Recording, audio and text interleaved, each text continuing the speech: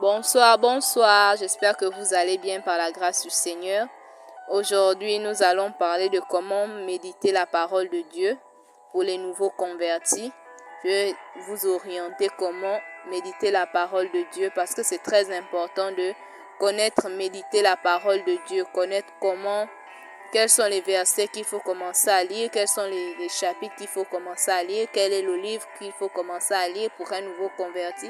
Parce que lorsque nous sommes nouveaux convertis, nous sommes encore, nous sommes encore des bébés spirituels et nous ne devons pas commencer à manger des choses solides. Nous devons manger d'abord des choses légères. Donc, nous devons commencer par le lait. Et j'aimerais vous orienter dans la méditation, comment méditer, parce que c'est très important. Lorsque nous recevons le Seigneur Jésus-Christ dans nos vies, c'est pas du coup qu'on connaît déjà comment méditer, même aussi comment prier. Je veux vous orienter comment prier aussi. Quels sont les passages, quels sont les livres qu'il faut utiliser pour faire la prière aussi, parce que c'est très important. Les livres dans la Bible, bien sûr. Les livres, les chapitres, les versets qu'il faut utiliser souvent pour faire la lecture de la Bible, parce que nous savons très bien que lorsque nous acceptons le Seigneur, nous devons passer par la délivrance. Donc lorsqu'on accepte le Seigneur, la personne qui nous fait accepter le Seigneur doit nous suivre dans la délivrance, parce que lorsque nous revenons du monde, c'est vraiment compliqué. Il y a des racines encore du monde des ténèbres qui nous poursuit. Il y a les liens qu'il faut couper. Donc, c'est pas du coup qu'on accepte le Seigneur qu'on est déjà délivré. À part si la personne qui nous fait la conversion nous fait aussi la délivrance le même jour. Ça dépend aussi de comment la personne procède. Mais il faut passer par la délivrance. Et vous savez que le Saint-Esprit aussi va agir maintenant. C'est vrai que c'est pas le premier jour qu'on accepte le Seigneur, qu'on devient saint, qu'on connaît déjà qu'il ne faut pas mentir, il ne faut pas voler. C'est en méditant la parole de Dieu que nous connaissons toutes ces choses-là. Et je veux orienter les nouveaux convertis, pour ceux-là qui sont nouvellement convertis. Et pour ceux-là aussi qui n'ont pas encore accepté le Seigneur, je vous encourage d'accepter le Seigneur Jésus-Christ comme Seigneur et Sauveur, afin d'avoir une part dans le royaume des cieux.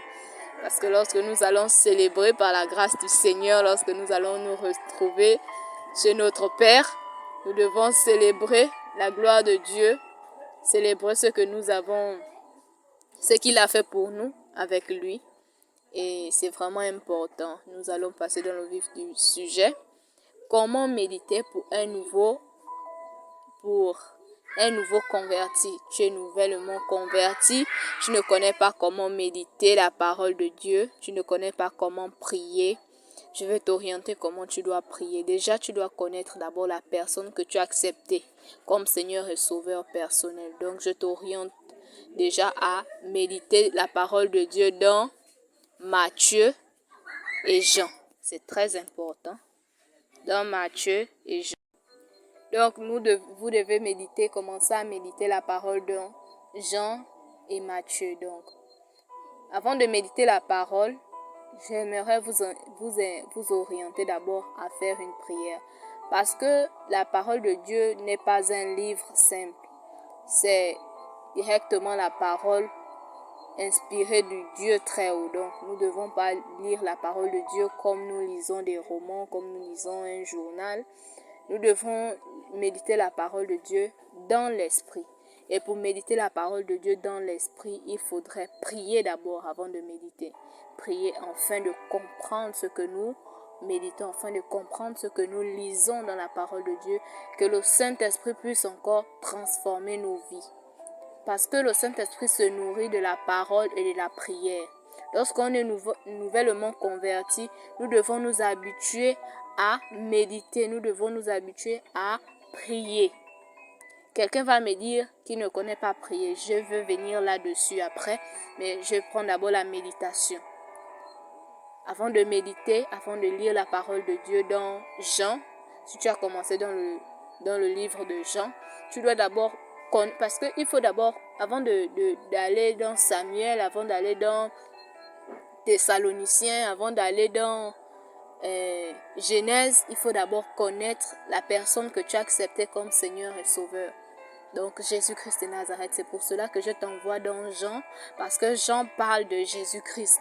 Matthieu aussi parle de Jésus-Christ. Bien sûr que Luc, Marc aussi parle de Jésus-Christ, mais ce sont les livres d'abord, les deux premiers livres d'abord que je t'oriente à méditer par la grâce du Seigneur Jésus-Christ. Et avant de méditer, je disais, tu dois d'abord prier, demander au Seigneur de t'ouvrir l'esprit. Nous devons demander au Seigneur de nous ouvrir l'esprit, afin que nous puissions comprendre, afin que cette parole-là aussi puisse transformer nos vies. Parce que c'est au fur et à mesure que nous allons méditer la parole de Dieu que nous allons être transformés.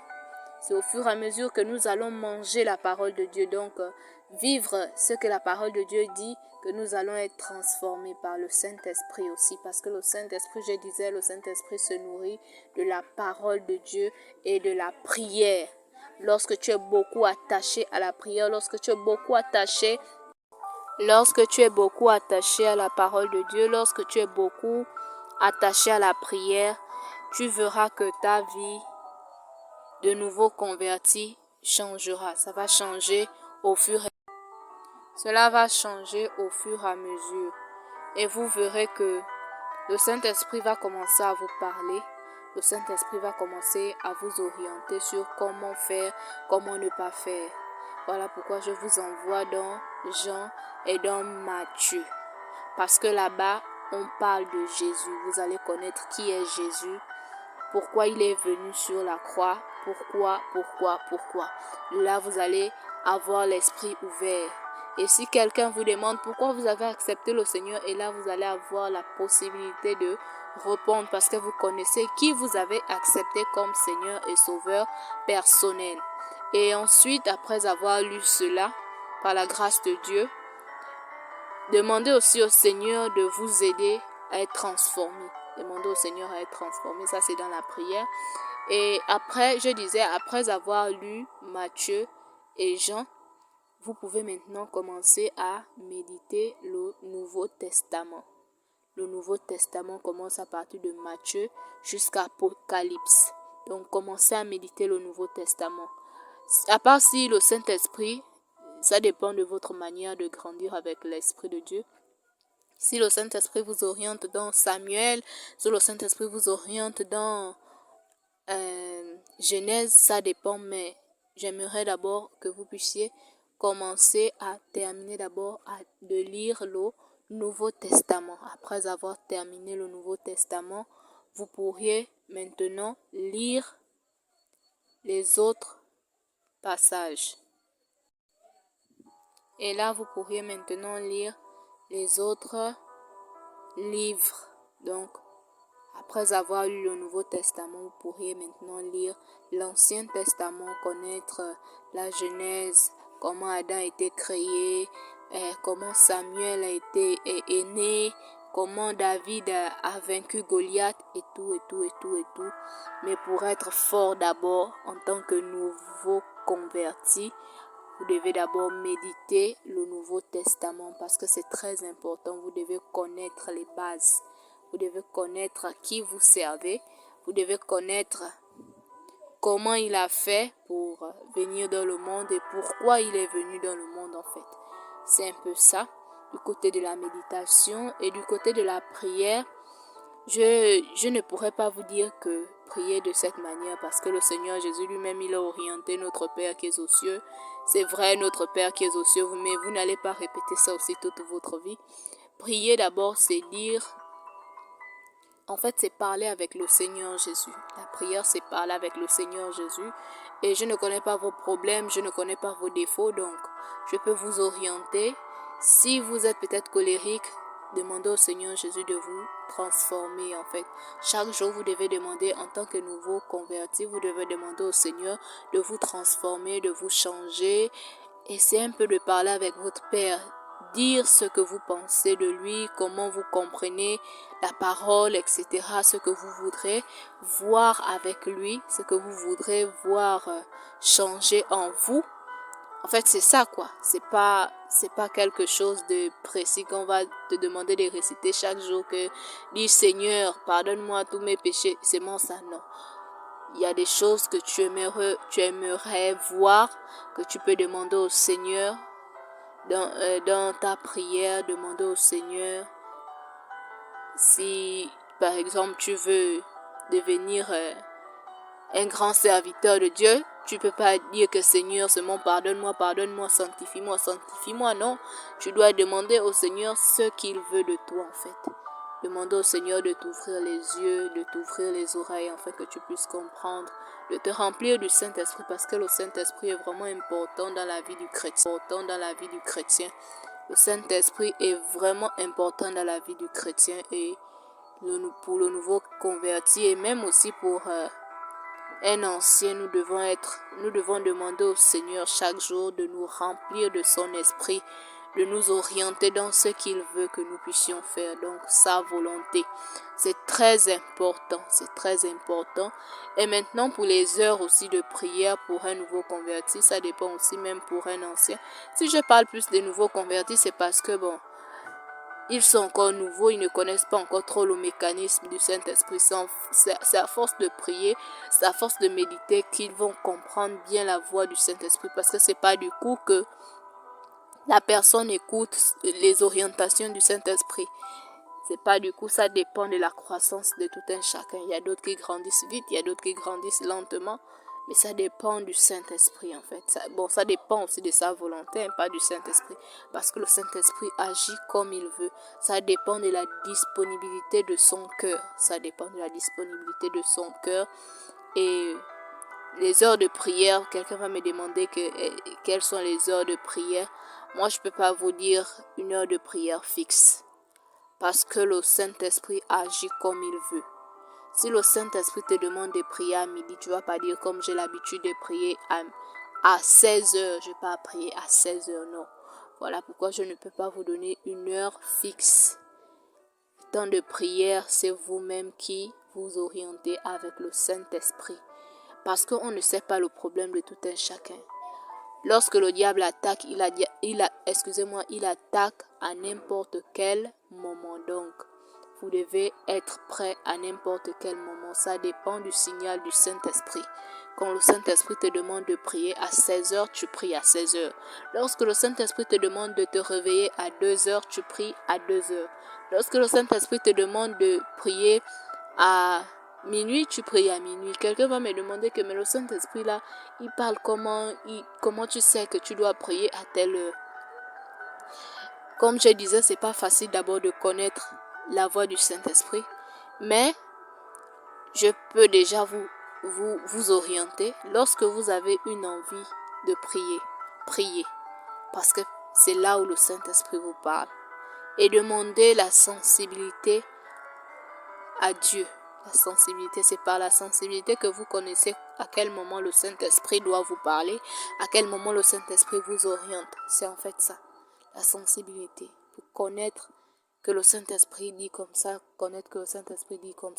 c'est la sensibilité. Il faut être aussi attentive. Il faut être attentive ou attentif, ça dépend du sexe de la personne. Il faut être vraiment disposé aussi. Pour connaître à quel moment le Saint-Esprit te parle, connaître à quel moment le Saint-Esprit t'envoie méditer, connaître à quel moment le Saint-Esprit t'envoie prier. Et la prière, lorsque vous priez, les versets que vous pouvez pour le nouveau converti, parce que c'est pas facile, il y a d'autres qui diront, moi quand je prie, parfois je n'ai pas beaucoup de mots, vous pouvez vous faire aider par psaume. Les psaumes, il y a les psaumes 54, psaume 91, psaume 35 qui parle de la délivrance et tout. Le psaume aussi 1 qui aide aussi à s'éloigner de la mauvaise compagnie, parce que lorsque nous sommes nouvellement convertis, nous avons encore des mauvais amis, de mauvaises compagnies. Donc c'est très important de s'orienter avec les psaumes, c'est très important de s'orienter dans la prière, connaître que je ne dois pas marcher dans la mauvaise compagnie, je ne dois pas faire comme ça, et c'est par la parole que nous le savons. Et c'est un peu ça quoi. C'est un peu ça par la grâce de Dieu que je peux vous orienter au niveau de la prière. au niveau de la prière. Donc le livre que vous pouvez lire pour le nouveau converti, même pour l'ancien, ça dépend. Moi souvent je lis ça. Il y a 20 ans où je lisais ça, une année là où je lisais ça, et vraiment ça marche. Les prières de psaumes, ça marche vraiment. Ça marche beaucoup. Lorsque tu te concentres vraiment, ça marche. Et ça t'ouvre aussi l'esprit.